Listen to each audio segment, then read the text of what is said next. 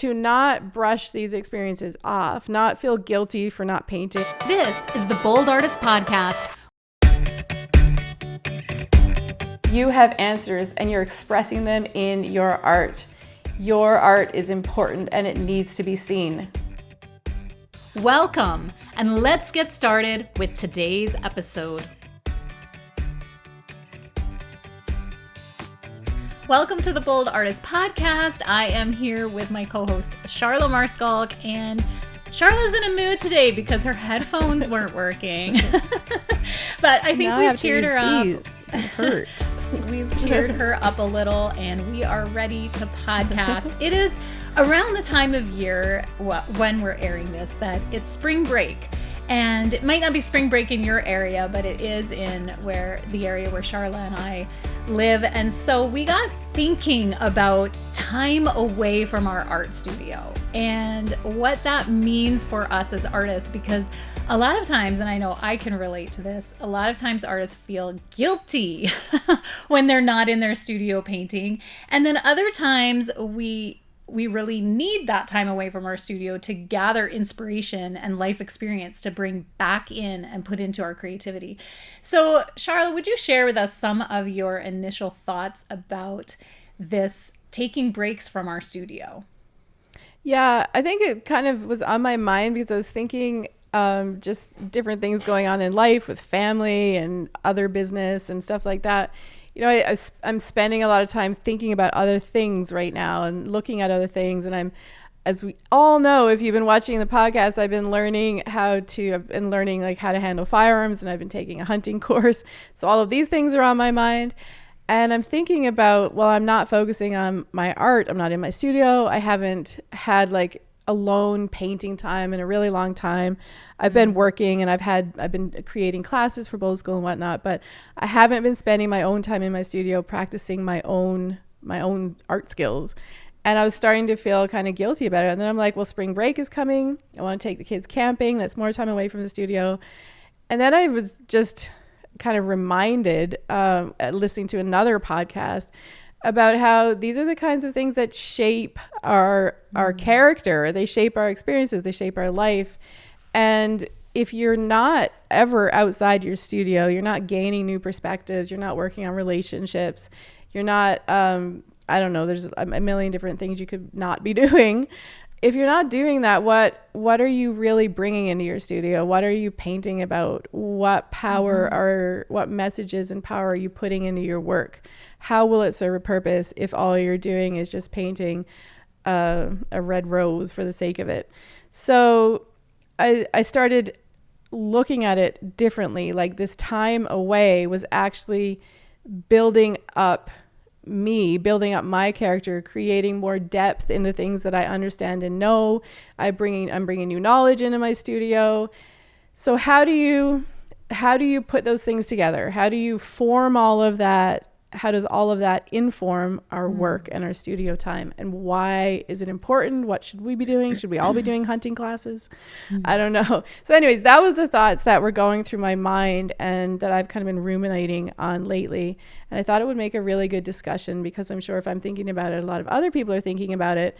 And then I brought it up to Mary Janelle, and she had so many great insights, as she always does. So that's my long introduction. I felt that my insights were a little all over the place, so to speak, because I really feel that I am a better person when I have time away from my studio, better person in who I bring back into the studio, because I absorb life around me, have experiences that generate creativity and become the drive of what I produce in my studio. But I also have the side of me that I am a worker bee. I am someone who loves to be productive. And that productivity drive is definitely evident in my studio, in my art creation. And when I'm not doing that, I do feel guilty, and I also feel obligated to my gift. And meaning that gift inside of me to create is so strong and passionate that I feel like that's all I want to do. I could easily become very obsessive and fall into like the never ending rabbit hole of my studio where my family is Yeah. like, hey, where is she?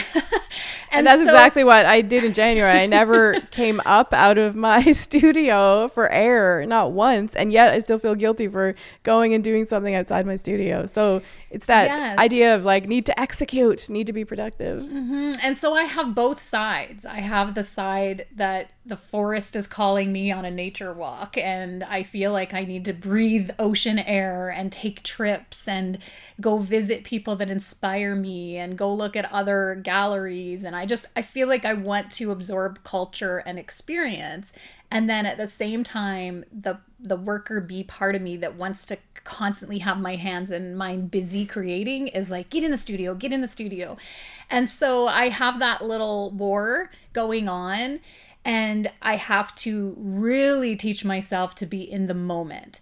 So when I'm in the studio creating and something else feels to be calling me, and even my love for my family and spending just quality family time with them calls my heart away from the studio. Yeah. I have to teach myself, when you're in the studio, be in that moment, soak it up, absorb it, put everything you have into those moments.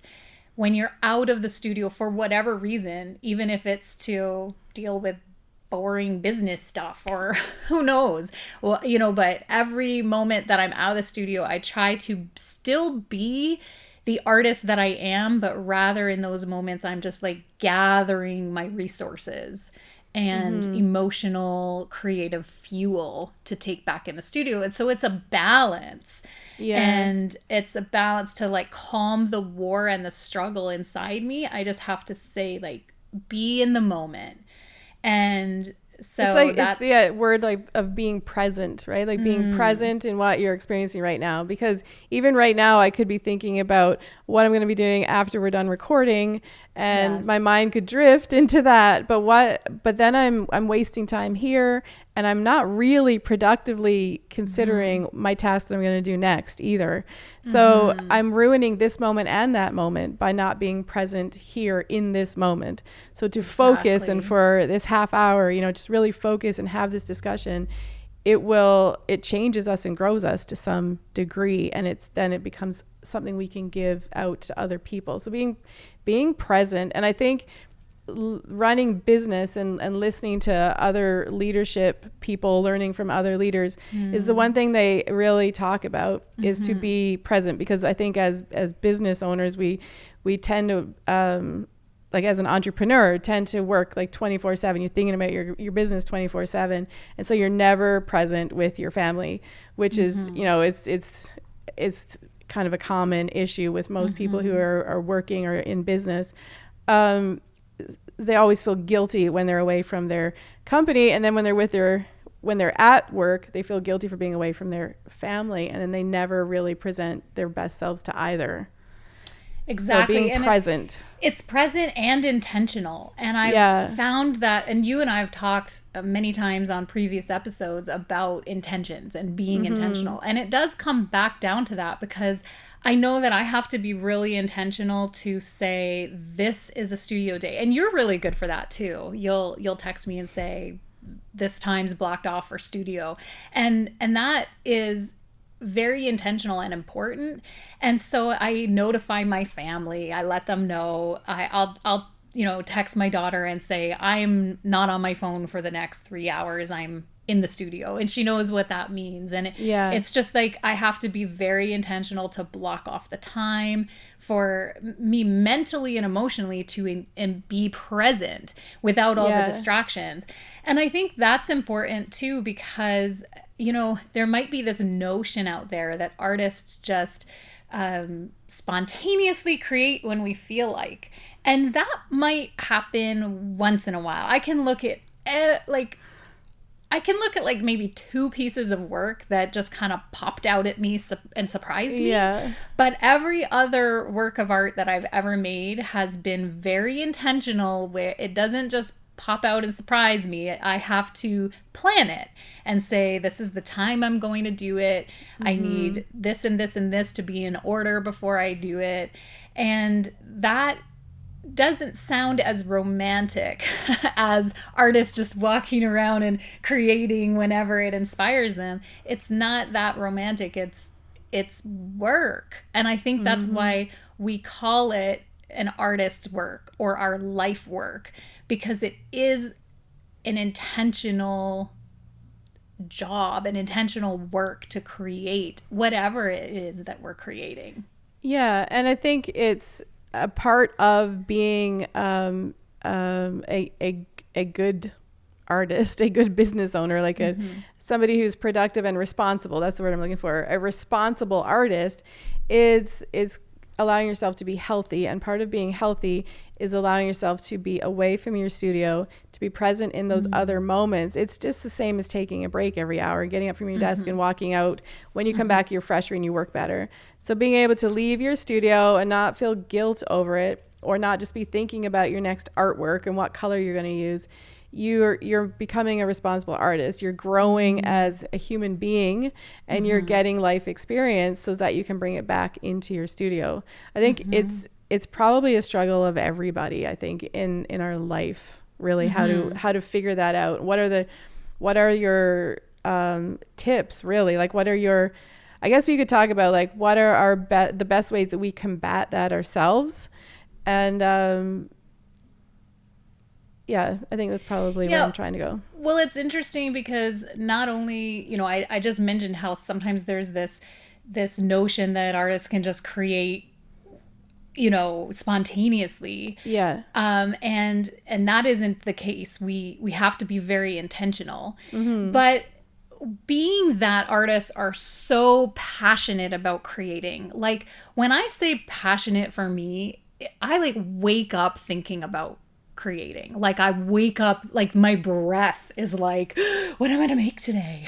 Yeah. I am so like, so oozing creativity that way. But what's really interesting about it is it doesn't mean I always feel like it. And that's what's the sort of contradicting factor with me, and I know a lot of creatives, is that though we were built to create and we love it, sometimes we just don't feel like it. We're like every other human being. We're like, I don't want to do my job today. Like, I don't want to create. And so for one of the tips that I would have is that I be very intentional of setting aside creative time. I have to be mentally prepared, emotionally prepared for that creative time. But a lot of times I still don't feel like it. So I will practice going into the studio and giving myself some basic like warm-ups to just say, okay, Mary Janelle, if you do this, this, and this, and you still don't feel like it, then you're off the hook. But generally, if I go through all the intentional steps I need to do to get in the studio and start creating and give myself those warm-ups, suddenly the inspiration starts to flow. And that comes through everything from setting the mood with music, making sure the phone is off, making sure the lights are right, like just everything. And then you get in the mood and begin to flow. And that sounds like a lot of work, and it is. And yet it's so worth it. Because when you begin to get in the flow and that you're really creating from the depths of you, and you see this magic begin to happen, it's just so worth it. And those are the moments. Like there's every once in a while, and I'll relate it. I create in multiple ways. I'm a multiform artist, but I'll relate it to painting for a moment. There's every once in a while on a canvas, I'll hit that brushstroke where I was like, that was the one I was living for. Yeah. So good. Suddenly it'll be behind me and I forget about it and I cover it up with something else. But like, I'll just have these moments where I'm like, I was alive for that brushstroke. And it feels like such purpose. And so finding purpose, being in our purpose, is actually intentional, and it's a lot of work goes into it. Of just saying, I want to live my life that purposefully, that I set myself up to succeed as an artist, to be intentional with my time in my studio. So then how do you live with that same purpose when you're not in your studio? How do you have that? Because it doesn't feel very purposeful when you're cleaning the kitchen, or even it can even be that way when you're going away on a vacation, you're going camping with your kids or spring break, and you're going to go visit family, and you're sitting there thinking, okay, this is nice and all, but I could be painting. Yeah. So how do you find the purpose in those moments so that you can bring it back to the studio? Well, I definitely have tasks in my world that I do not care for. Things like cleaning the kitchen's okay. Like, I can actually enjoy some cleaning. I find it a little bit therapeutic to tidy up and get things in order, but I definitely don't like anything to do with the bookkeeping and the numbers that I, calculating. And that's a whole part of when you're an entrepreneur, there's that whole aspect, and I dread those kind of tasks. And I do dread sort of that mundane I really don't like grocery shopping.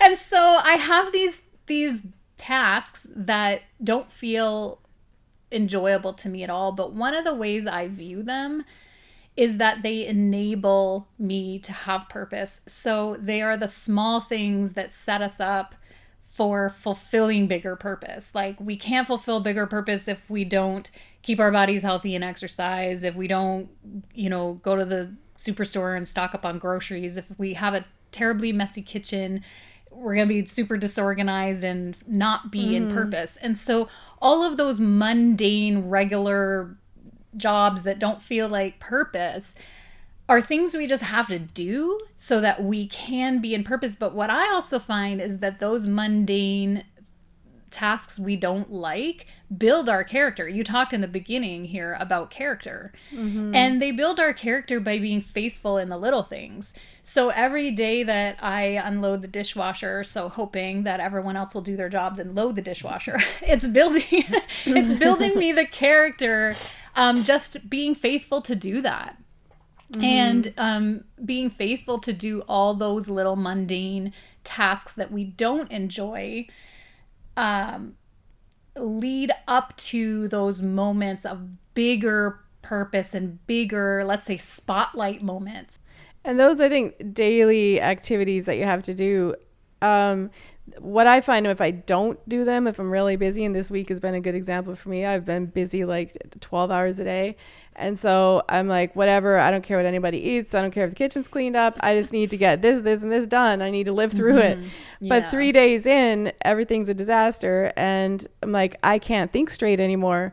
So in part, spending a half an hour cleaning up the kitchen, making something healthy to eat, and or tidying up my desk, which right now is a big mess, it clears my mind and then allows me to think more. So letting that stuff go, you think it's going to give you the time that you need to succeed, but in a very short amount of time, my brain feels like my house looks. Since we're talking about house duties, it feels like that. So then I can't think and I can't work. So it's just I'm more productive when those things are done and off my plate, and the laundry is done and that kind of a thing. So I think that's really important. And then I mean, there's all sorts of things that getting those tasks does for us and benefits, lots of ways that it benefits us just as human beings. But I do think for me, one of the big things is just it allows my mind to be clear. Absolutely. Yeah. And I found that there was a number of years living as a creative individual that I would eat on the run. I would eat fast food and just whatever was available because I was so focused on my purpose that I was just, let's say, eating poorly. And something began to shift, and I think this might also come with age, where you realize your body is aging. But I began to realize how much more productive would I be if I took even 30 minutes to plan a healthier meal and to meal prep, and then consume more nutritious food. Would that give me more energy for my purpose? Would it give me a longer life for my purpose? And it began to change my mindset. It also shifted how I include movement into my day, because if I'm exercising, then I'm fueling the ability and more energy to have purpose. Whereas I didn't see it that way for a long time. And I think that I was just kind of sabotaging my time by eating poorly or, just not taking care of myself that way. And so all of these things that we don't really want to pay attention to, like staying organized and taking care of our health, they are important foundations to being the creative artist that we are. Yeah. And you and I have talked before about how we come from a wedding photography background, where we both had careers where we were out shooting weddings. And I remember thinking about that while you were talking. I'm like, yeah, like wedding shooting. It's so hard to be healthy, eat healthy when you're doing that. And I would eat like just granola bars through the day and running from one location to the next location, and dehydrating, barely taking care of yourself. But what's interesting is usually the day before the wedding, when I was charging batteries and getting camera gear ready, I treated it like I was an athlete preparing. And I was so focused on, I need to make sure I don't get sick. I need to make sure I get a good night's sleep. And I was so intent on taking care of myself. And then it kind of all would unravel on the day of the work. But I look at that now and take some of those same mindsets where just to live my life fulfilling my purpose and destiny to create, I want to approach it like an athlete, where I say I need to train, I need to stay in shape. And I'm talking metaphorically here. What are the things that we need to do to stay ready for a purpose? Yeah, I love that. I don't think I've really considered that or compared it to wedding photography until you started talking, but I did the same thing the day before. I would eat really good meals, lots of proteins, salads, vitamin C, go to bed early, and I'd get up and have a big breakfast whether I was hungry or not. Yes. And then by the end of the day, you just fall down where you're standing because I haven't drank any water in 12 hours, I haven't used the bathroom in 12 hours, I haven't sat down. So I don't think I've ever really done that. It's so much easier because not being in your studio doesn't feel physically tasking, so it's easier to not prepare for it that way. I find that's really interesting. I'm going to think about that a little bit more. Except that in the world where you and I are, we're not only painting and creating in that realm, but you and I work in such a way where we create digitally. Even this podcast, the Bold Artist podcast, I even approach this as with the same mindset. So on a night before a podcast, I'm in bed early. This morning I have already done an interview this morning with a guest from Sweden, and I was in bed early last night and got up and had my vitamins and just the whole thing to make sure that I'm present. And you mentioned in the beginning of today of just being in the moment, and that's really important to me, to get here early, to get set up and be present so that my mind is in the right space. And just, there's grace, because I know that life isn't perfect and sometimes unforeseen things happen and we're unable to control circumstances and things don't go right when we approach work or art, or like the time we podcasted and I had forgotten we were on the schedule. And that was I won't even mention which episode it was, but if you go through all the episodes, you'll know, because my hair was not done. And that kind of thing happens, and yet there's grace for that, because life is real. Life happens. And because you've trained and you've practiced, you can handle those once in a while, right? And actually, that is such a good point, Charla, because we are so intentional of, I guess, teaching ourselves how to approach that kind of mindset.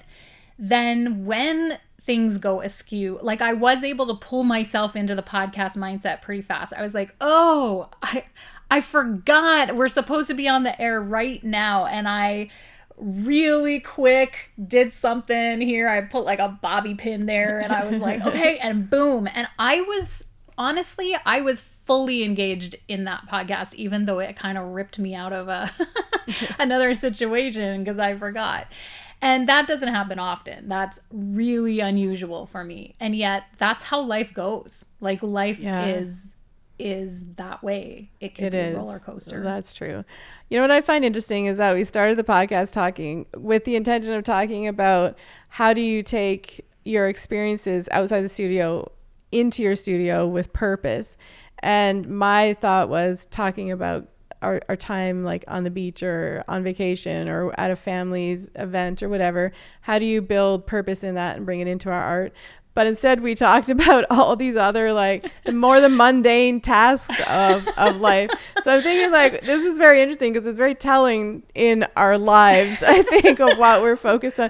We haven't spent much time in family events and on beaches lately. We've been working and trying to keep our kitchens clean.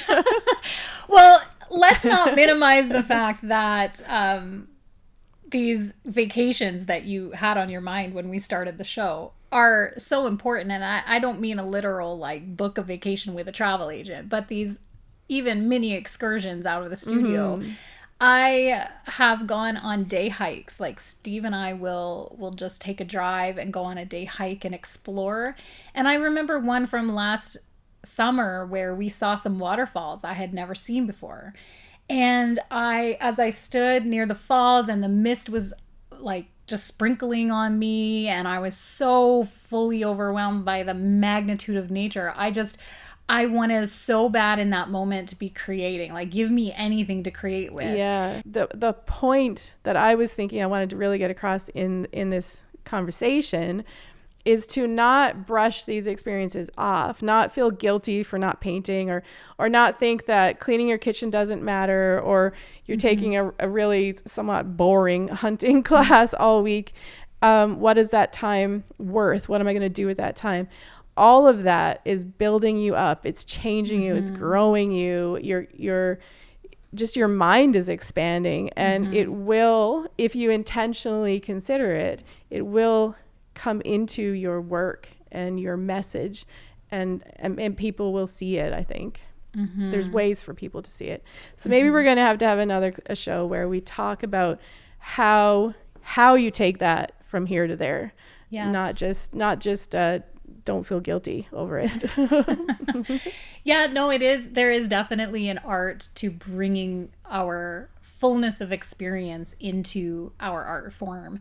And I do know that when I'm creating, I feel all of me being put into that piece. And so I think that's what it is we let what's over here change us and mold us so that when we're creating over here, it's not literal. It's not necessarily a, obvious connection, but who we are in the heart is coming out. And so we need to be open to new experiences and not being guilty to be away from the studio and being very intentional when we are in the studio and focused and treating it like, an athlete getting ready for purpose. Yeah, I agree. So in closing, do you have any last remarks for us, Charla? No, I think I've covered it. I think the fact that I started talking about hunting again is a good place for us to end the podcast.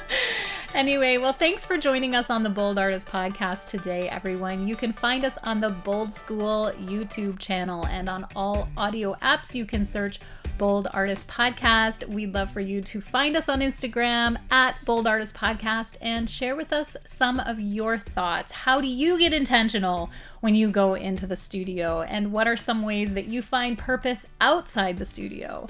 We'd love to hear from you. Until next time, keep creating.